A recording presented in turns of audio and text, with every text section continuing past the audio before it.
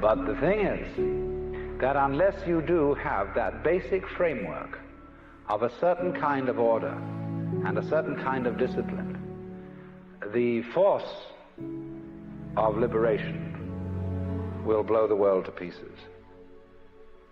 It's too strong a current for the wire. Robyn, thank you for agreeing to this conversation. It's great to be here. Yeah, I know we only have a short time, about half an hour, and we're here in Davos in Switzerland. Yeah. It's my first time at the World Economic Forum, but you're a veteran on campus. I wanted to briefly introduce my friends who listen, most of whom have never been to Davos and don't know about you, don't know about Apolitical. Briefly tell them your story and why I love you so much as a friend and mentor and my boss also. You're a board director at Invisible, so Proud board director. you're one of the people who can fire me. But your life began in, I always picture it like the opening scene of a movie, like Out of Africa. You and your incredible brother were raised on a farm in Botswana, and your father was a doctor flying in planes on the bush, and you were very bored in a good way, so you had to read and read and read and read. Strategic boredom. Strategic boredom, and you've developed this incredible curiosity and wide range of interests. And then you wrote a book about this, which I have not yet finished reading, but I've definitely started.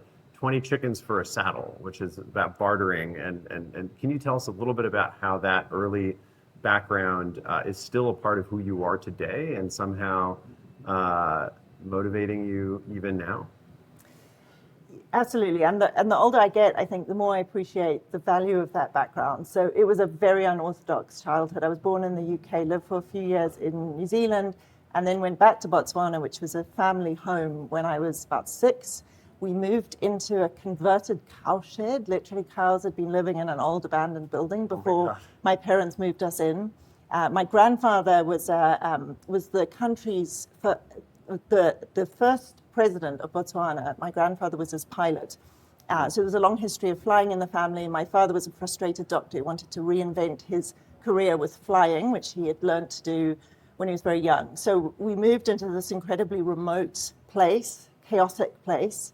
And my mother, while my dad was setting up his flying doctor practice, initially sent us to the local school. She then got very frustrated with it because it was quite old-fashioned and decided to homeschool us. And I was the oldest, my brother, who's also a great friend of yours, and my little sister. And she started schooling us, and she then got very bored a few months in. She's like, I don't want to do this. She's a scientist, a brilliant woman. So she kind of let us free range, and that was the defining feature of my homeschooling until I was 15, when I finally went to high school. So we went very deep on whatever interested us, and it was typically very practical. There was an old disused dump associated with the copper and nickel mine near us, and my brother especially would constantly try and find explosive devices and play with them. So it was a lot of risk. Wow. And I got deeply into Greek mythology. So we would all pursue these passions. For biology, we'd dissect snakes.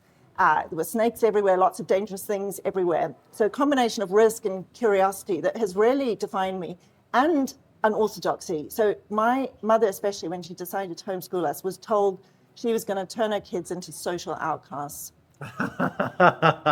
And it's very hard to... my mother homeschooled me, and she was worried about the same thing. Yeah. And it's hard to resist that pressure, and she did, and I'm so grateful to her for doing that. And it was interesting because when we eventually went to school and we did quite well, and we've all got double degrees from good universities, everyone said, oh, it's good biology. So the argument just shifted from one orthodoxy to another. Yeah. And I think it is a completely different approach to education. Correct. Our current system is completely not fit for purpose. Yes. This is one of those things that one of the reasons I trust you, Robyn, is that because you didn't grow up in a kind of consensus-oriented, our schools are almost like factories for producing people who are relatively agreeable with, good at following rules, and not necessarily good at first principles thinking, really trying to understand the world by asking lots of questions. And so in Plato's Republic, he felt that education was the root of all society's problems.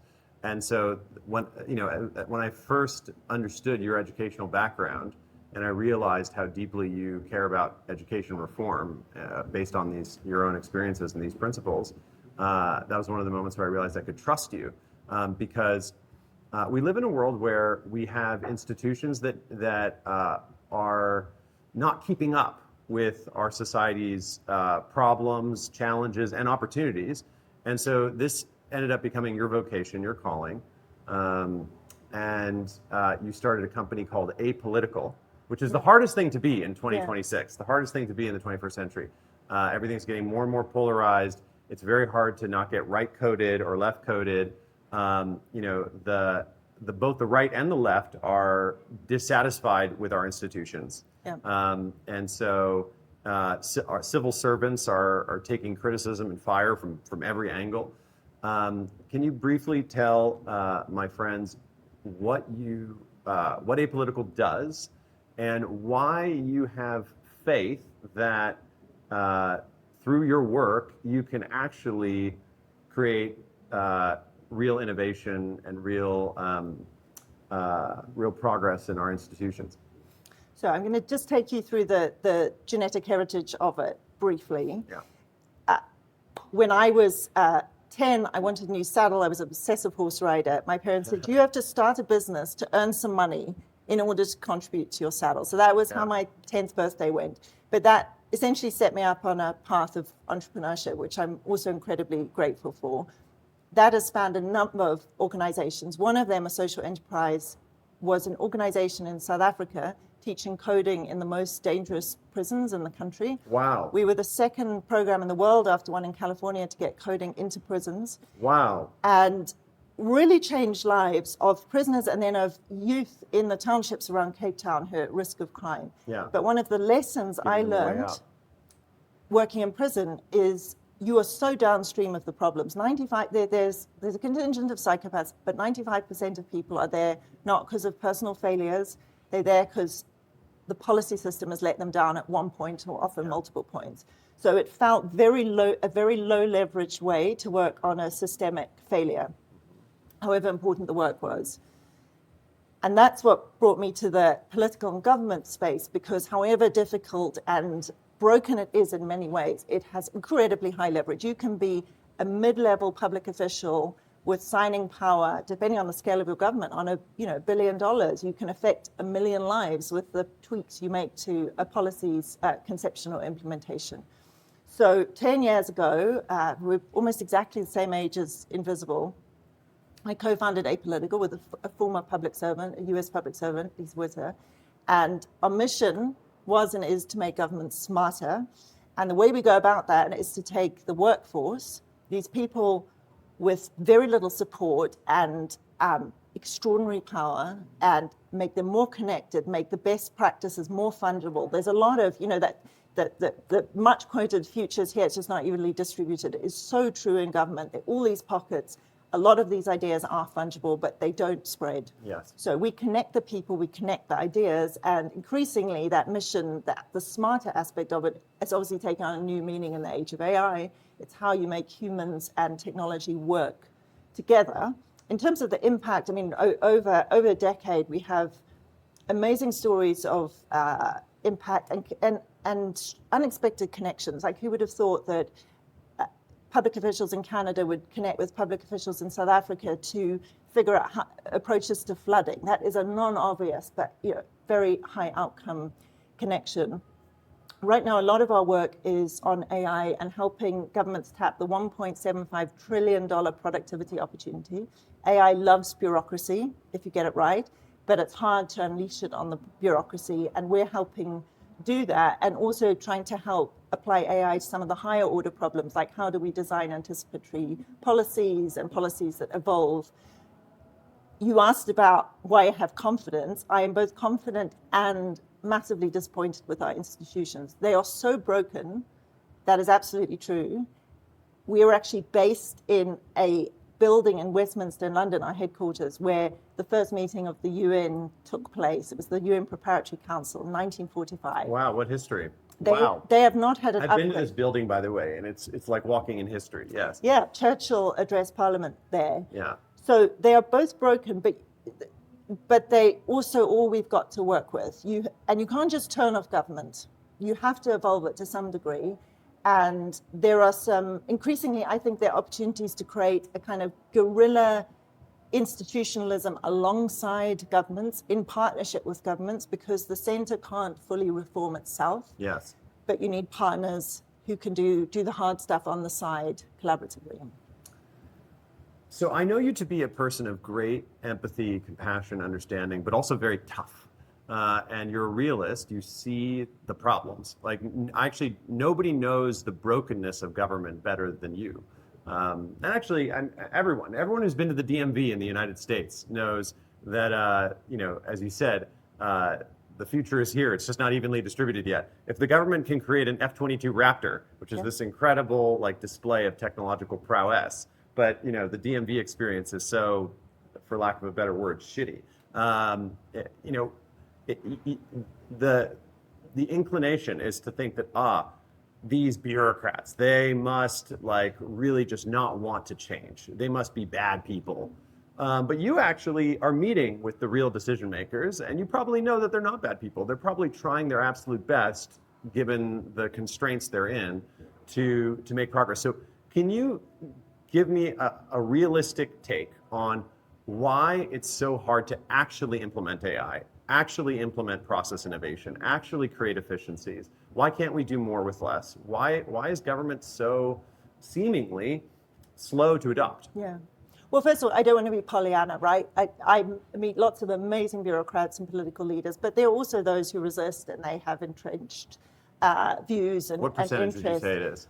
So dangerous question for you. Dangerous question. What I would say on the numbers, I'm quite confident that you've probably got around 2 to 3% of people who are 20x bureaucrats. So we talk about 10, 100x engineers. Yes.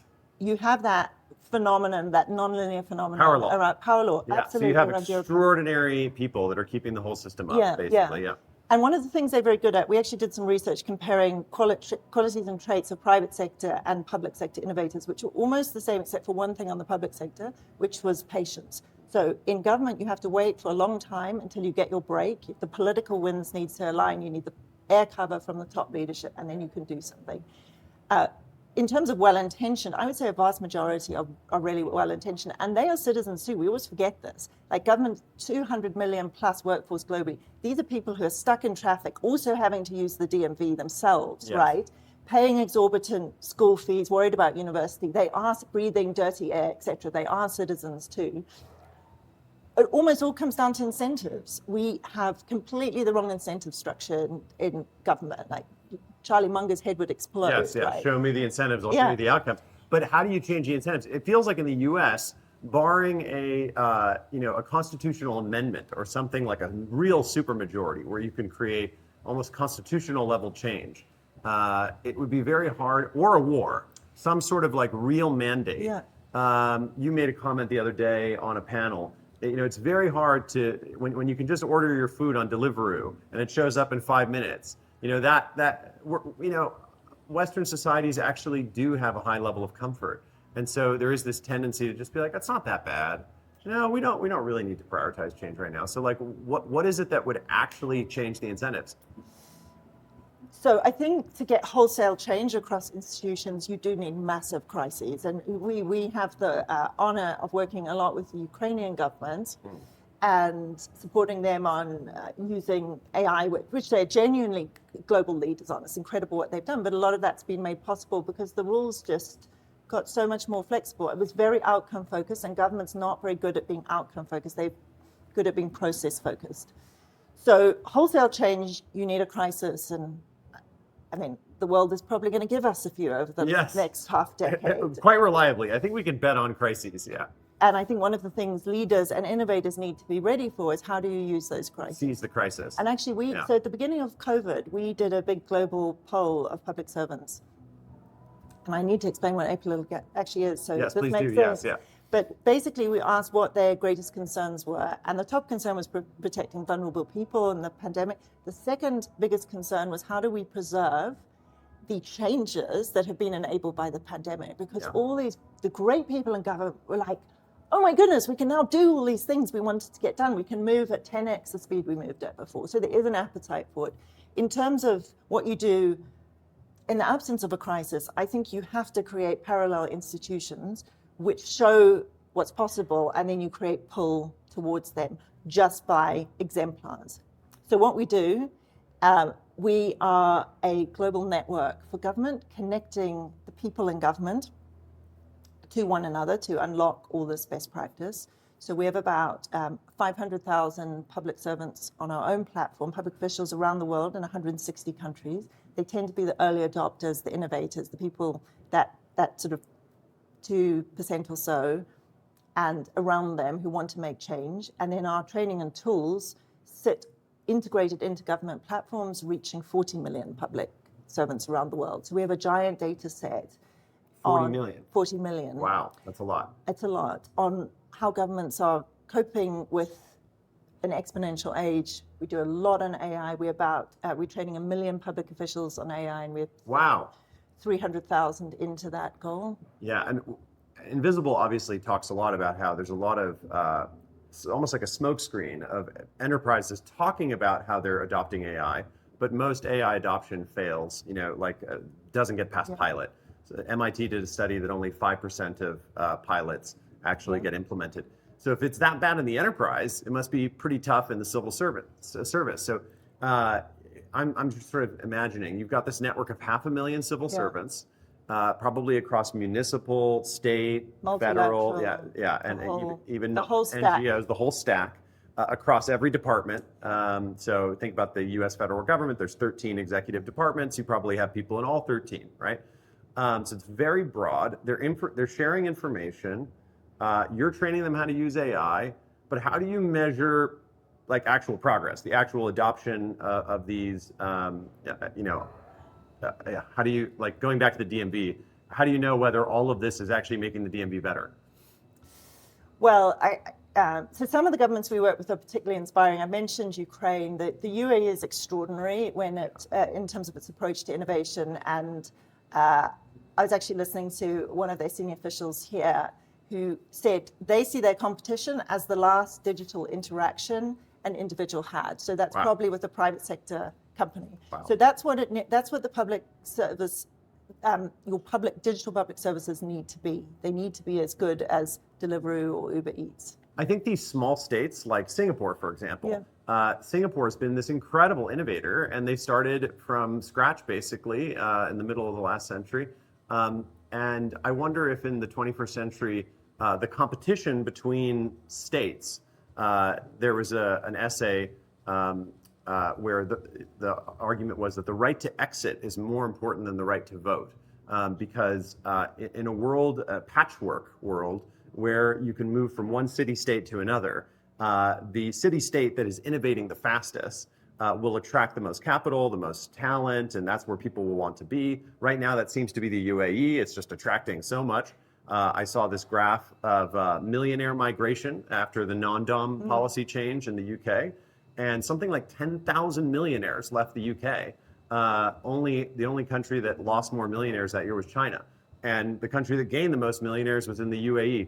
So I wonder, does, in the same way that there's competition in markets between private companies, do civil servants, do governments feel competitive pressure with each other to innovate? And is that a good thing, or how do we accelerate that incentive to innovate? I think to an extent, but I think perhaps a more important factor is that there isn't, on the whole, competitive barriers to sharing information. So while that dynamic might exist between like global cities and people wanting to be on different rankings, they also share information quite freely, because think about it, if you're a not particularly well-paid civil servant who really gives a damn about improving society, one of the greatest validations you can have of your work is that it's picked up in another country. Mm-hmm. So that incentive is very strong, and we try and lean into that as a tailwind. Back to your question about what's working. There's a problem right now in government, pilotitis. Everyone's got a pilot. Often those pilots aren't applied to the right thing in the right way. Often they haven't brought the workforce along with them because they focus too much on automation and not enough on augmentation. Yeah. No one would care about the bill associated with public sector workforces if every public servant was made 5x more effective, Yes, right? that's right. It would seem an absolute Correct. bargain. Pay them more. Pay them more. Yeah, I mean, that's what Singapore does. They really have high-paid civil servants. Yeah, and that's before Yeah. you apply AI to it. I mean, their civil servants are extraordinary, but Yeah. I think there needs to be much more focus on automation and then getting these, on augmentation rather, and then getting them to scale, because nothing matters in government if it's subscale. Like we're dealing with at the population level. And that's why I think organizations like Invisible can be so important. Yeah.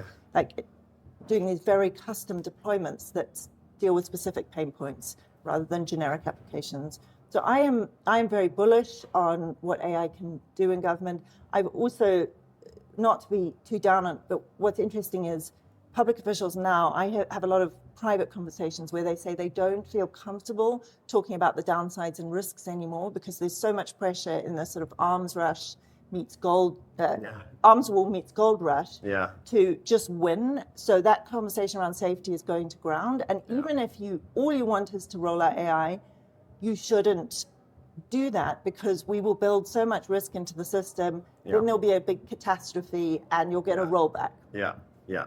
I know that people are caught often between utopian and dystopian thoughts. It seems somehow that the world is accelerating, change is accelerating, and it feels like we're either going to hell in a handbasket or we're going to this world of incredible abundance.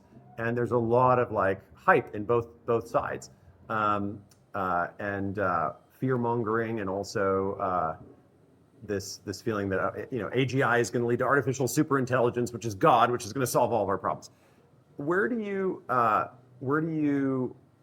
in your own inner quiet, as this has been a long slog for you, 10 years, and I know that you've got another 10, 20, multi-decade, vision in you and for the company.